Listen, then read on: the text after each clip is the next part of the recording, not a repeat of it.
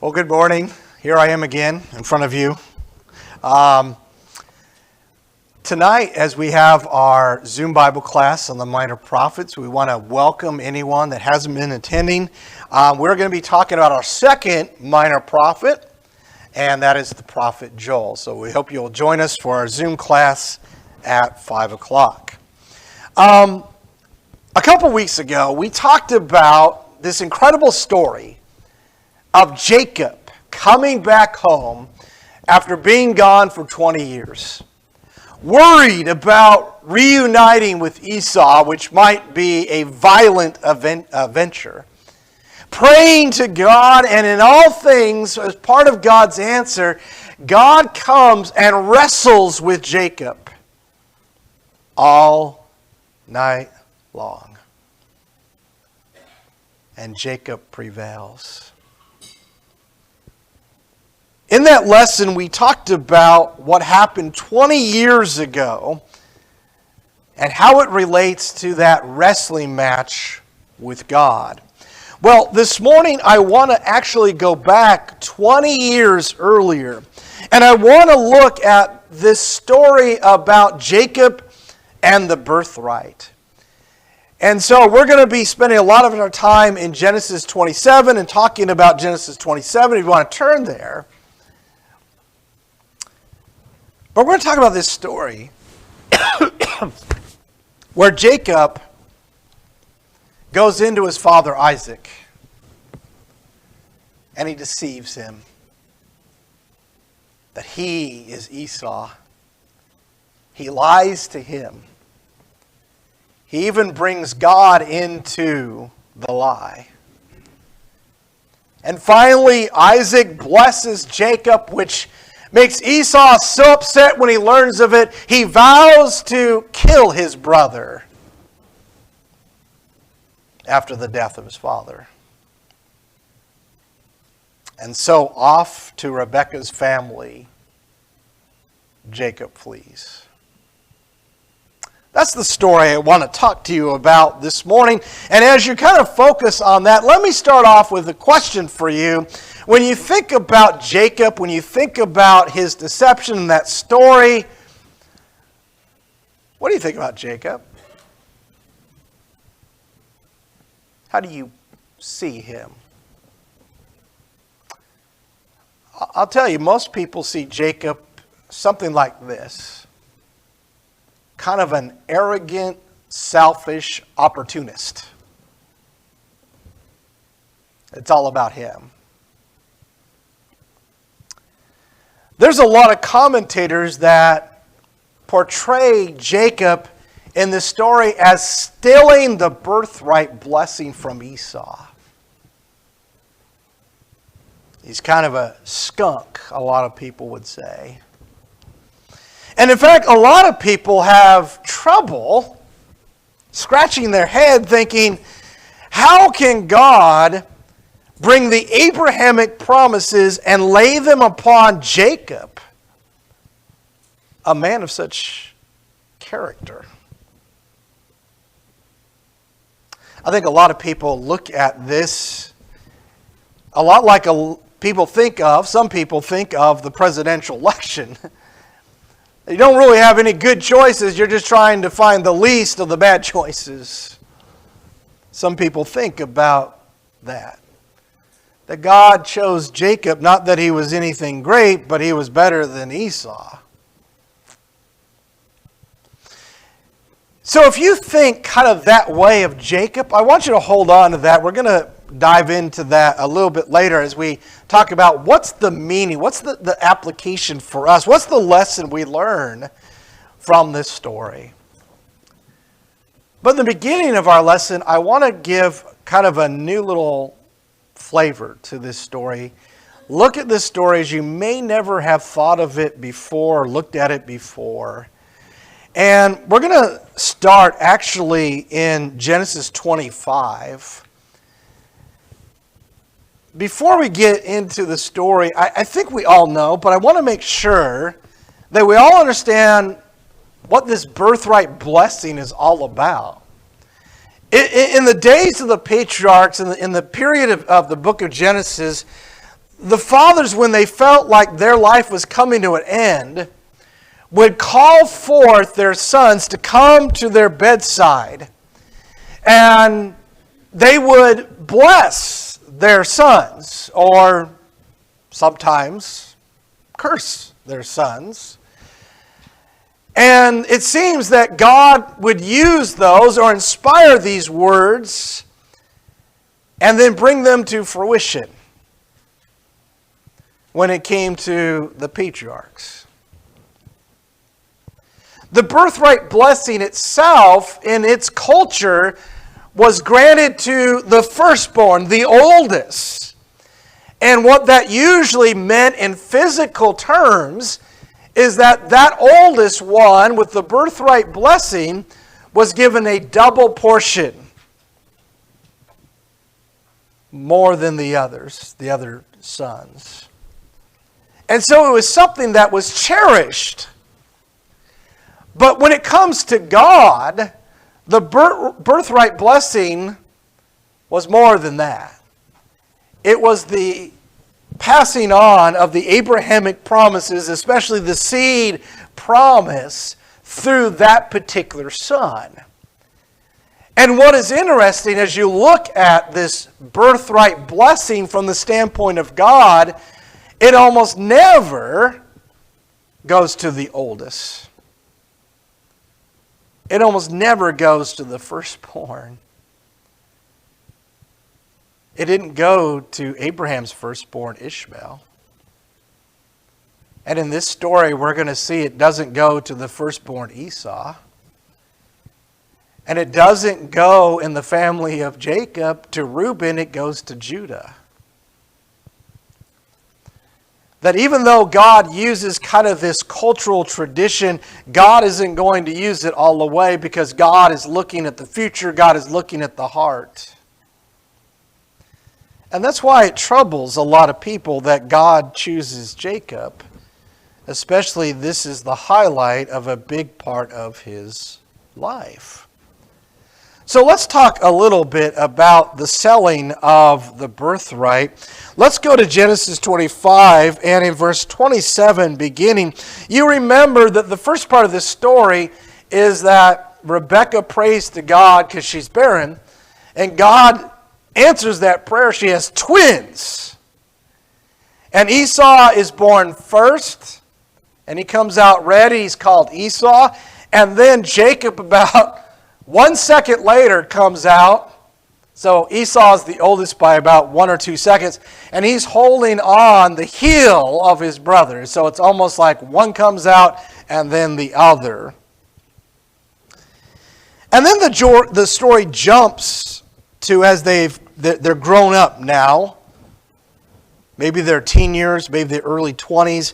Verse 27, when the boys grew up, Esau became a skillful hunter, a man of the field, but Jacob was a peaceful man, living in tents. Now Isaac loved Esau because he had a taste for game, but Rebekah loved Jacob. When Jacob had cooked stew, Esau came in from the field and was famished. And Esau said to Jacob, "Please, let me have a swallow of that red stuff there, for I am famished." And therefore his name was called Edom.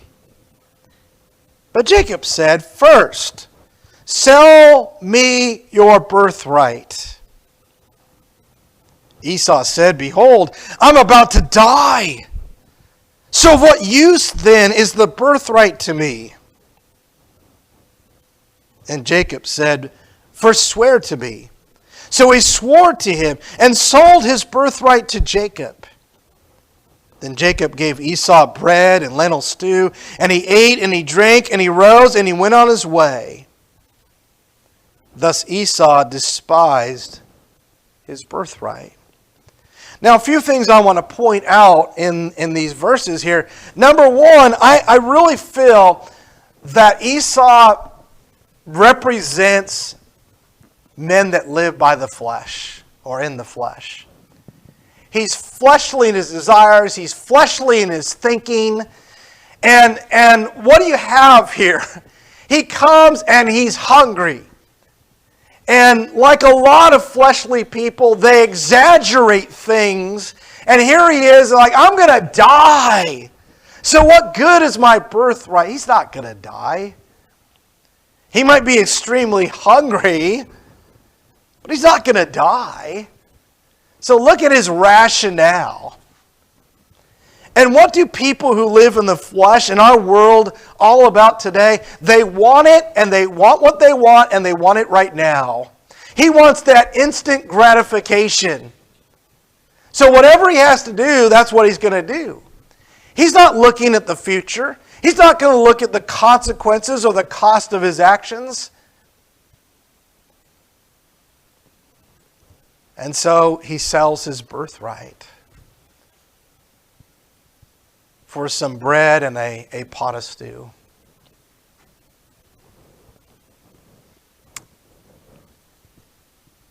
We need to be careful because we live in a world that's just like Esau. We want what we want, and we want it now, and we don't care what it costs. And we get caught up in that. We can become those that live for the present. That's not us. We're living for the future. And that's why we do what we do in the present. Because of what God promised in the future. As an article that I put into the bulletin, first comes the suffering. Then comes the exaltation. We're not about instant gratification right now, right here. And so I think that's a big part of what we need to see in Esau. The second point that I want to draw from this is that Esau didn't just sell his birthright. Jacob says, swear to me. You see that? And so Esau swears to him, swears to this promise, swears to this covenant that I will sell this birthright to you, and I won't try to get it back. I won't just say I was joking. I'm sorry. So he sells the birthright with a swearing.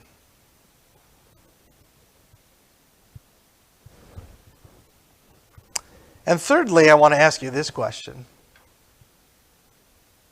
Here comes Esau. He wants the pot of stew. And Jacob says, okay, I'll give it to you, but first sell me your birthright. You ever wonder, where did he come up with that? Why is birthright on his mind? I mean, he could have asked for anything. Hey, let me borrow your chariot so I can have a night out on the town, right? He could have asked, why the birthright? And the answer to that is not given in the Bible, but I want to share with you something that a commentator by the name of Charles Ehrman put, and I think it's worth considering.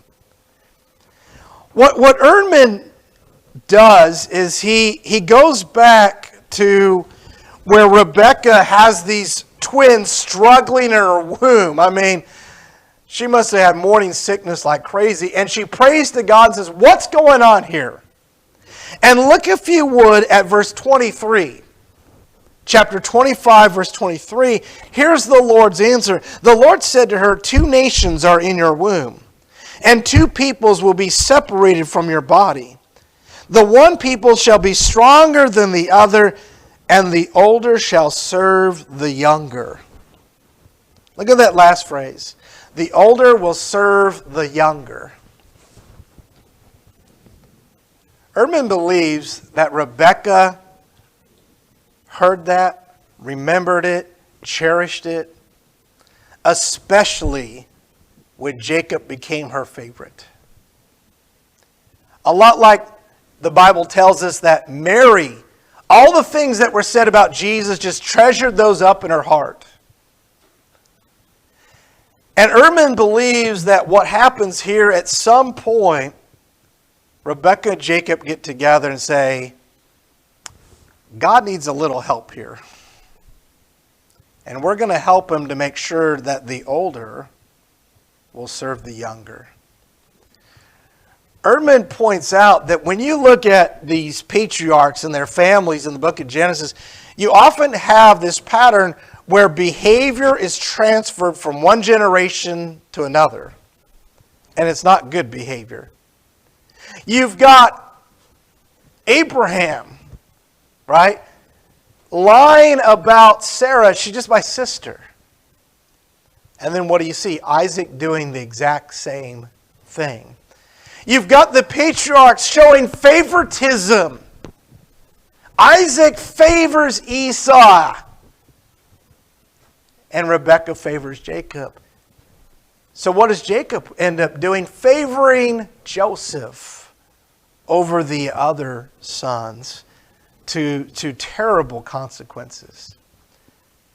Well, what Erdman believes, what we see here is Abraham and Sarah truly believed that God was going to bring forth a seed.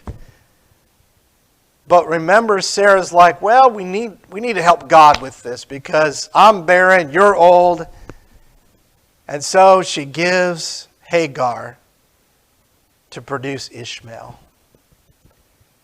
And what he believes is that you have kind of that same transfer here now with Rebekah, where Rebekah is like, we've got to help God do this. We got to make sure. And the best way to do that is for you, Jacob, to get the birthright. And so he alleges that that might be why birthright is on Jacob's mind. And why this transaction happens. I think it makes sense. I think it's worth considering. But here's a question. Did Jacob take advantage of Esau in this exchange? I think most people would say, yeah, this shows him as kind of that opportunist.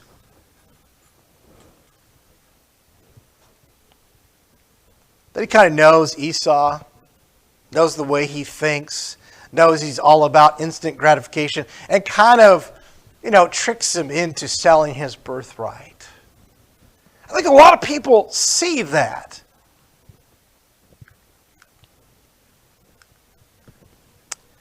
But one thing I want to point out to you is whether we like the way it was obtained or not. I'm not saying you have to like the way that Jacob went about to get the birthright. What we have to recognize is the birthright was sold to Jacob. Fair and square. It was Esau's decision. He swore to it. It belonged to Jacob. So when commentators look at this story and they say, oh, he stole it from Esau. That's not accurate. And if that's the way we've been led to look at this story, that he stole it, we're not looking at it correctly. Esau, by his own decision and action, sold it to Jacob. It now belongs to Jacob. And what is interesting is in the Bible, Old Testament and New Testament, the blame for all of this is given to Esau, none on Jacob. Thus, Esau despised his birthright. But all the blame goes on Jacob most of the time. So I want us to have that new look, if we hadn't had it before, that we come down a little too hard on Jacob when it comes to wanting that birthright. Whether we like it or not, how it was obtained, it belonged to Jacob. So let's ask this question. Let's go over to Genesis chapter 27. This is where all of this story takes place. Let's look at verse 1. Now it came about when Isaac was old, and his eyes were too dim to see, that he called his older son Esau and said to him, my son. And he said to him, here I am. And Isaac said, Behold, I am old, and I do not know the day of my death. Now then, please take your gear, your quiver, your bow, and go out to the field and hunt game for me. And prepare a savory dish for me, such as I love, and bring it to me that I may eat, so that my soul may bless you before I die. Rebekah was listening while Isaac spoke to his son Esau. So when Esau went out to the field to hunt for game to bring home, Rebekah said to her son Jacob, Behold, I heard your father speak to your brother Esau, saying, Bring me some game and prepare a savory dish for me, that I may eat and bless you in the presence of the Lord before my death. Now therefore, my son, listen to me as I command you. Go now to the flock and bring me 2 choice young goats from there, and I may prepare them as a savory dish for your father, such as he loves. Then you shall bring it to your father, that he may eat, so that he may bless you before his death. This story is ugly. There's no two ways about it. These are God's people, but they're not really acting like God's people. It's kind of like a court case. You know, we like court cases, and oftentimes they're like this, but not always, where you have a guilty party, innocent party, and the innocent party is just morally upright, and they have a great case, and we loved when that type of innocent party wins. But the reality is that in some of these court cases, a lot of these court cases, both sides are just morally deprived. And one is cheating the other one's trying to take advantage of the other, and it's just ugly. Especially when you have a civil case that's all about money. That's kind of why I see this. But all the focus goes on Jacob. Let's talk a little bit about Isaac. Let's take this character by character. Here's a good question. Did Isaac know that Esau sold his blessing? I think the most common way to look at this is he did not know. He thought he's the oldest, he gets it. But there are a lot of commentators that would say, no, Isaac did know about this transaction. And I'm not saying that that's true, but let me show you some evidence that that might be the case. And think about that. If Isaac knew that Esau sold his birthright, then he's a big part to blame in the ugliness of this story. That he is trying to what? Go against that. He's trying to still give the blessing to Esau, even though it's not his. And not only that, he's really trying to subvert what God said, the oldest will serve the youngest. But it's interesting that this is done on one's deathbed. And indeed, the story opens up that Isaac is old and his eyes are dim, he cannot see. But what is interesting is Isaac does not die for another 43 years. In fact, Jacob is back in the land of Canaan to be there to bury his father after that 20 years of being gone.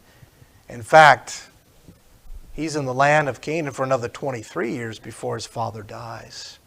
So, as he blesses or wants to bless Esau, he's 137 years of age, Genesis 35, verse 28. But when he dies, he's 180. So what's going on? Well, maybe he just didn't know.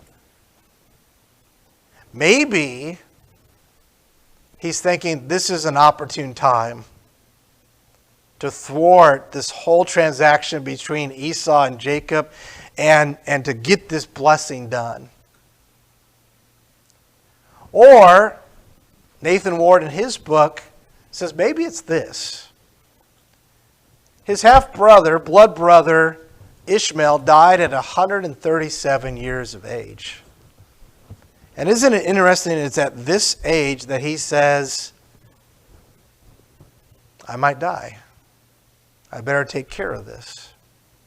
You know, we kind of do that sometimes. We're like, well, you know, our family, we had some family members that died early in life, you know, in their late 60s, early 70s. And we're like, oh, well, genetically, I better watch out for that. I better take care of myself. I better watch out. Maybe that was on the mind of Isaac. My brother died at 137. My health seems to be declining. Maybe that's what's going to happen to me. I think it's an interesting point. But probably the best evidence that Isaac might have known is this. In all other cases where the father is going to give the birthright blessing from his so-called deathbed, he calls all the sons, even the ones that are not going to get the birthright blessing, and he blesses all of them, or maybe in some cases gives a curse. But notice Isaac doesn't call Jacob, just Esau.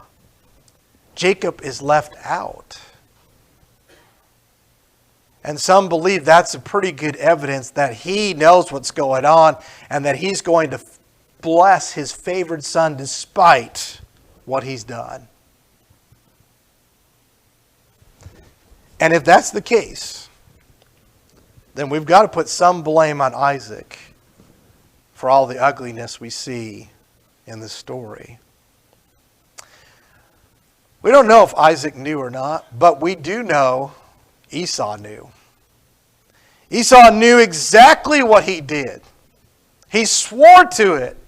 And yet he's going to allow his father to bless him. He's still going to get the birthright blessing.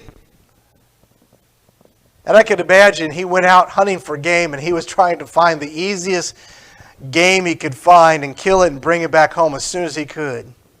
He was not going to tell his father, listen, I really appreciate that, but I actually sold it to Jacob. You need to bless him. He's not going to say that. And so he's still trying to get the birthright blessing, even though it's not his to get. We've got to put a lot of the blame on Esau for this ugliness. And then we get to Rebekah. And we got to put blame on Rebekah because she's the one that comes up with this whole plan. And when Jacob hears of it, he's kind of like, wait, what? You want me to do what? And it's almost like if they had this plot going on, he's kind of like, well, I didn't know we were going to have to do that. But Rebekah jumps into action and leads her favored son Jacob to receive the actual birthright blessing by deception. And if Erdman's correct, she's doing this thinking, I'm helping God bring all of these words he spoke to me to fruition. The older shall serve the younger. If it wasn't ugly before Jacob went in there, it really is ugly now. He's deceiving his father. He's lying to his father. He's bringing God into the lies. God made this happen. Esau finds out about it, wants to kill his brother. His brother has to flee. Ugly, ugly, ugly. So what's the lesson? What's the lesson? I think there's a great lesson that is valuable to us today. And that lesson is this. That when it comes to God and God's results, the right results, the results of righteousness, it's not just about the right result, but how that result comes about. It was Jacob's birthright blessing. He should have been blessed by Isaac. We've got the right result. The older will serve the younger. But the reason we look at Jacob the way we look at Jacob is because there's ugliness. We don't like the way he did this. We don't like the means to the end. And rightly so.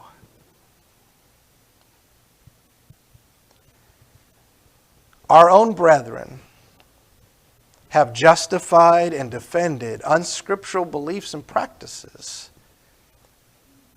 When you really get down to it with this rationale, the end justifies the means. Inconsistent use of God's authority, the authority of Scriptures. And when that fails, it finally comes down, well, the end is too great. It's all about the end justifies the means. Well, here's a story that truly shows us that's not the case. We don't like the way the end came about, even though it's the right end. Is there anything in the New Testament that brings this out? You know, I asked you to hold on to that view of Jacob. He's a selfish opportunist. Why do we look at Jacob so negatively?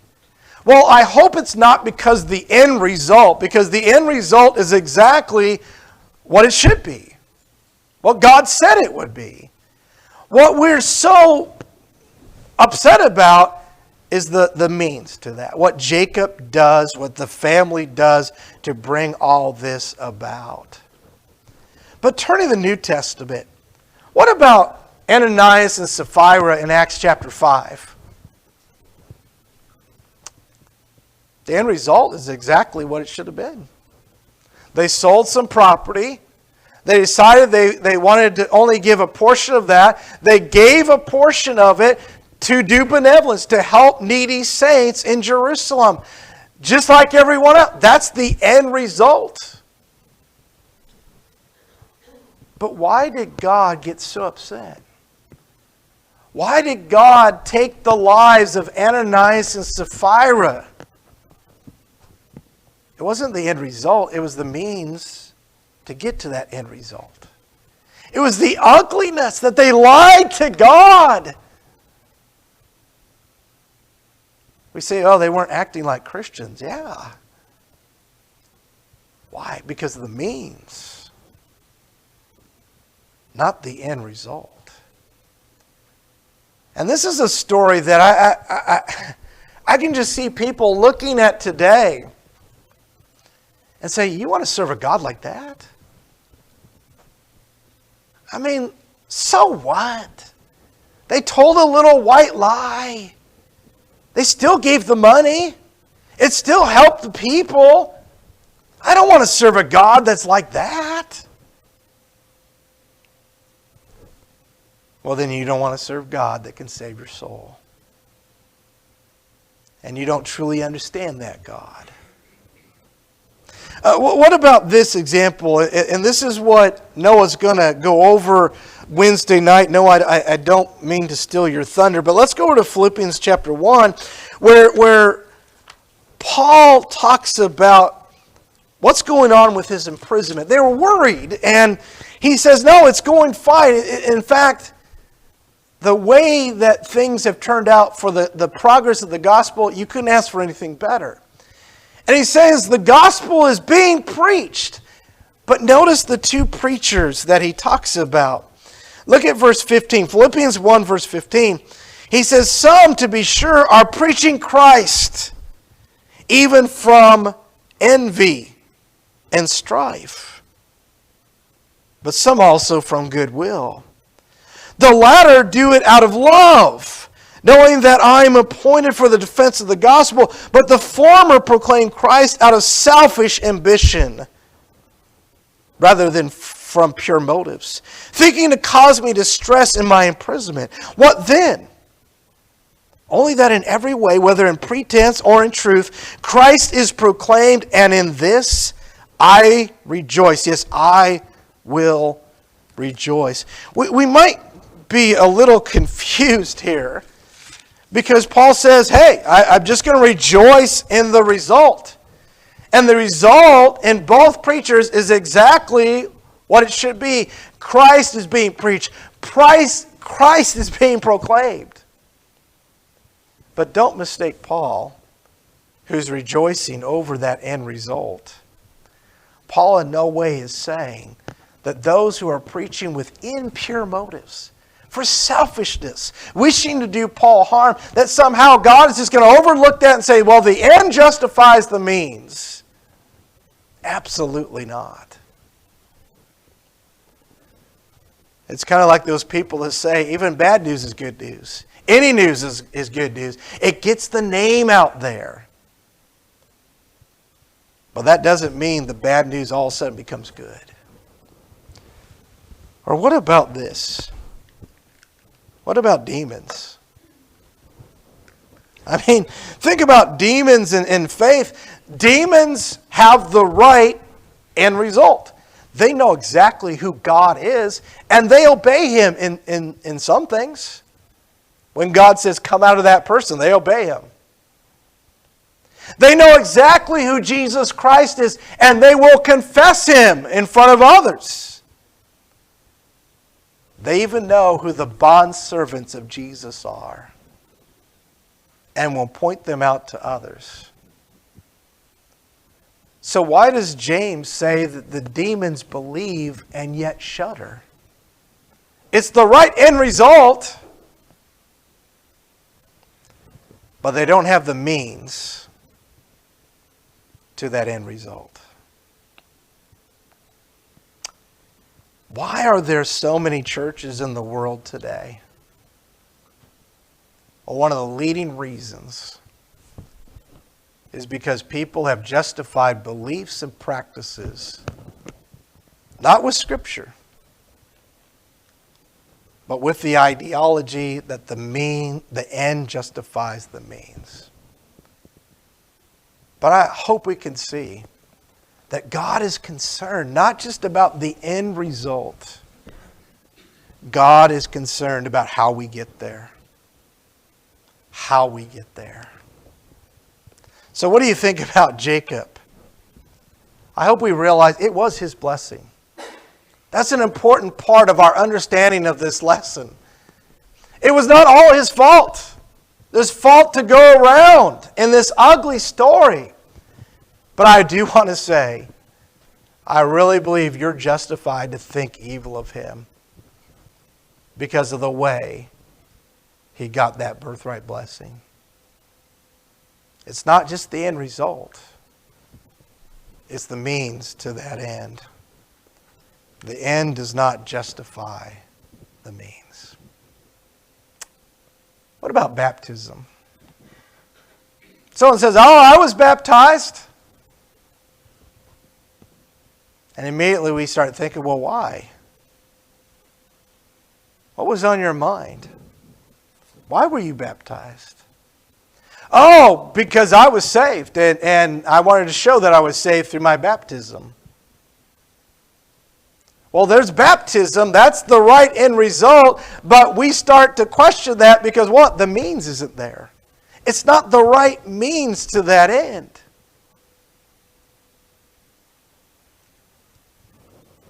It's not just, hey, I was immersed in water, I was baptized.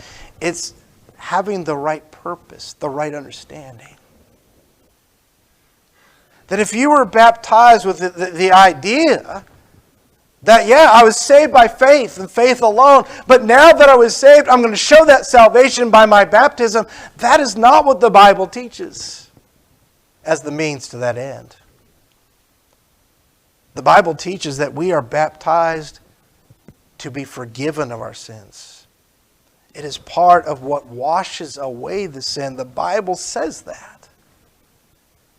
It washes away that sin. And so if there's someone here that needs to not only be baptized, but to do it for the right means, to get there to the right way, with the right understanding. Won't you let that be known as together we stand and as we sing.